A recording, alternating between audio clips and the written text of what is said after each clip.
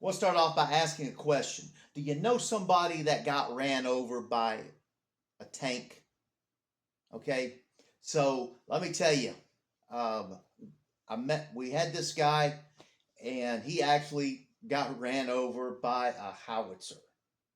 All right, so my first 2 years I was stationed down in Augsburg, Germany, which is about an hour northeast of Munich, northwest of Munich, and I was in artillery. We were 17th Brigade, and the line batteries. Twice a year we would pack up and we would go up to. It's called Grafenwoer, right? Vilsec was kind of the rear recovery area, and Grafenwoer was the actual training area, and this is where the artillery would do their live fire. So we would go up usually once in the spring and the fall for 2 weeks, and they would go out and we would practice our maneuvers, setting up, tearing down, getting into the next spot, firing the rounds, moving, because the at the time, based on technology, the rule was 45 minutes after you fire your rounds, you can expect incoming. So you knew once that there was fire happening, you had to tear down and be on the move. You had to do a hasty pack in real quick. You had to get that stuff up, thrown in, and go. Get the camo down, rolled up. In our case, I was a cook, so we had to pack up the MKT, the trailer we had, the truck, everything. Now, typically that would take us 3 to 4 hours because we did things neatly. That way, when we got to the next spot, we could get it back out. Because if not, it was just a mess. But in this case, you're under live fire, so you're practicing for war. Well, in the artillery units, they have the scouts, right? And so the scouts would take and go into the area they're supposed to go in. They would go into the area, check it out, in all stealthy mode, and they would call in that everything was clear, and then the tanks would come in, and they would set up camouflage, and the radar. They would be calling in, waiting, and once they called in coordinates, they would get everything, fire, tear down, and move, right?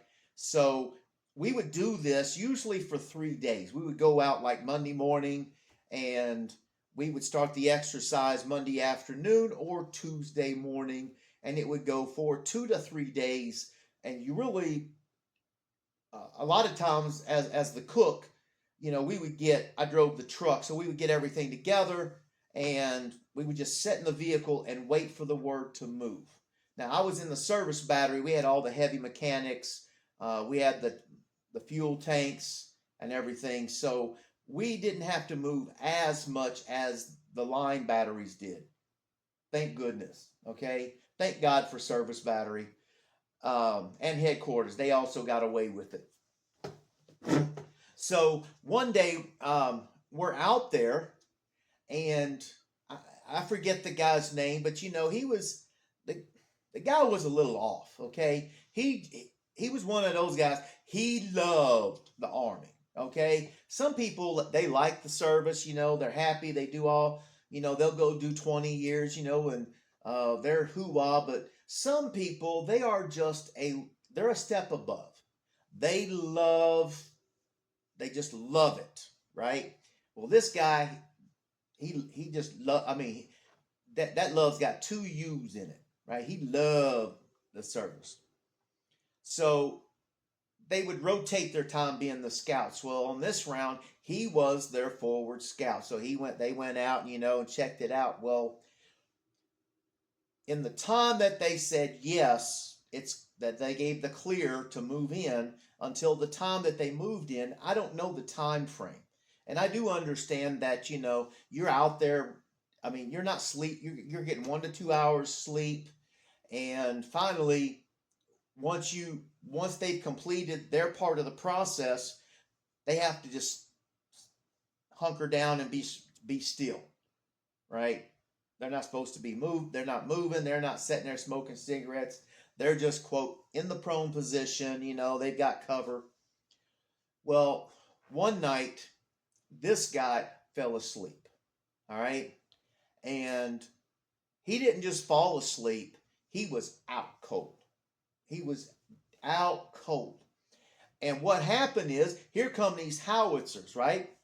And no one can ever explain this to me. But this guy had fallen asleep so hard, and he was in the prone position with his legs back. And as in any tank, you've got the two tracks. One of the tracks rolled right over his legs, okay? And I forget the weight of these things, but it's 20,000 pounds, right? And it's short and stubby, so it's a heavy, concentrated weight. I mean, these things are made of steel after all. Well, usually, if something like that happens, it will just crush you. I mean, you would have it under normal circumstances, this man would not have had any legs left, and he would have bled out, because all it would take is in the tracks, in the center, they're tied together with pins, but there's gaps in between the cleats, right? I don't know, it's about an inch, because they have to be able to have that break when they go up, when they go around.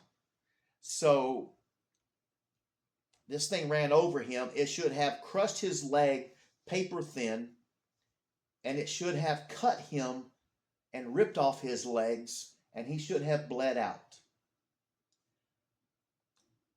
But it didn't. Magically, well, I can't say magically. I will say that God was looking out for him that day, because the spot he was laying in was soft enough that when this tank rolled over him, it actually pushed him in the ground. Okay? Now, I don't know about you, but some people would take advantage of a situation. Okay? So, oh, I hurt my finger. Oh, I need a week off work, right? If you met somebody, these people, they get a little paper cut and they need like 6 months to heal.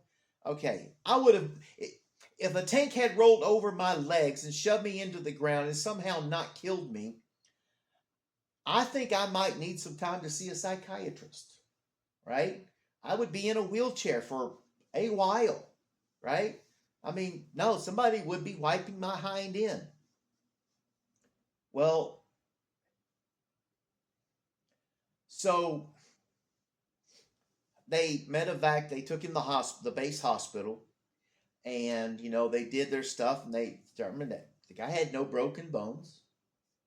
Um, so at this point, when I saw him the first time, we were back in the rear, and usually we got back, being the cooks, we had to get back early, because when the people get back, as the troops come in, they all have to eat dinner that night. So I remember seeing this guy, and he had these crutches, and he was out, and it was he wasn't walking, he was slinging his body, as one.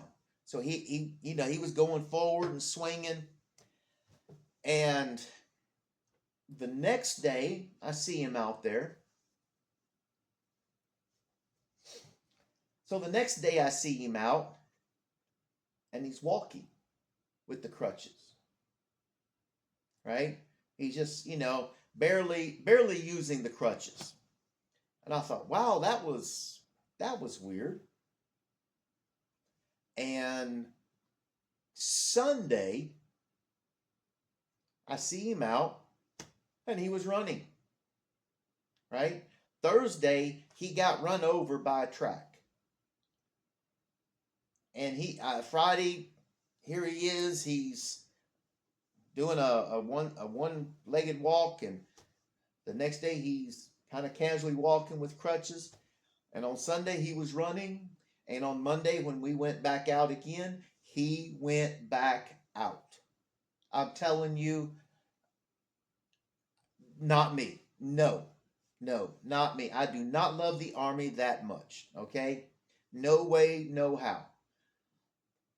But this guy did. And, he, um, from a future medical standpoint, I would have been a lot more cautious because, just like if you're in a car accident and, you just run off and start playing basketball, you're going to have a hard time filing a claim. And this guy, nope, he was fine. So some people love the service more than others. Okay, I don't understand them, but God bless them. I mean, and yes, we do need people in the military that are a little, how do we say this? We do need some people in the military that are a little more gung ho about it than the rest. And this guy, he was gung ho. He loved what he did. All right. Um, Guys, I hope you enjoy the stories. I've got a lot more about my time in Germany mostly.